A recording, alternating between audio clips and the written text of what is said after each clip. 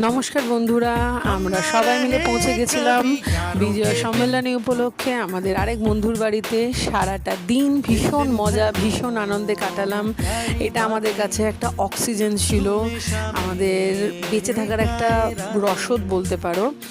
সেই ছোটোবেলার দিনগুলোতে আমরা আবার ফিরে গেছিলাম। সেই যে যেমনভাবে গল্প করতাম, সারাটা দিন খুব মজা করলাম, খেলাম, আনন্দ করলাম।